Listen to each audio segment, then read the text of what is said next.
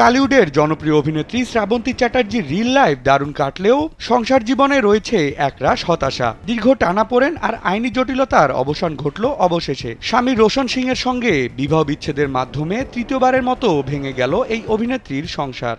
এক টুকরো মেঘে যে ঝড় উঠালো। ভারতীয় গণমাধ্যম সূত্রে জানা যায়, স্বামী রোশনের সঙ্গে কয়েক বছর ধরেই আলাদা থাকছিলেন অভিনেত্রী শ্রাবন্তী চ্যাটার্জি। স্ত্রীর সঙ্গে পুনরায় সংসার করার জন্য মামলাও দায়ের করেন রোশন, কিন্তু তাতে সায় না দিয়ে বিয়ে বিচ্ছেদ নিয়ে আদালতে মামলা করেন শ্রাবন্তী।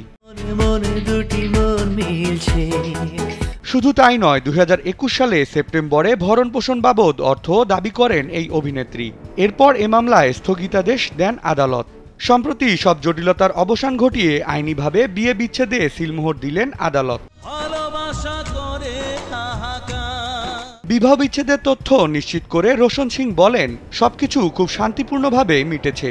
8 এপ্রিল থেকে আমরা প্রেম বিয়ের আগে যেমন অপরিচিত ছিলাম, সেরকমই আবারও একে অপরের সাথে অপরিচিত হয়ে গেছি।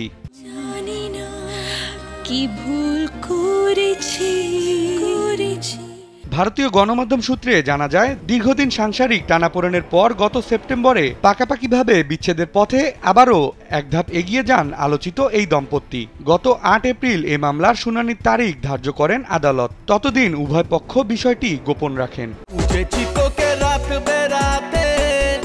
আইনিভাবে বিচ্ছেদের পরই রোশন তার সোশ্যাল মিডিয়ার ছবি বদলে তার বাগদত্তা অনামিকা মিত্রের সঙ্গে ছবি দেন এবং বলেন, এখন একটু নিজেকে গুছিয়ে নেব, এরপর হয়তো এই বছরেই নতুনভাবে জীবন শুরু করব।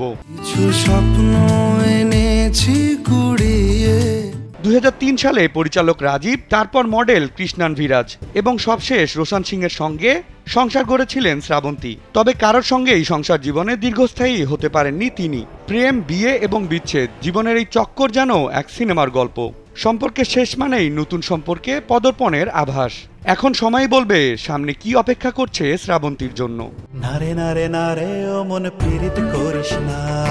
বিনোদন ডেস্ক, কালবেলা।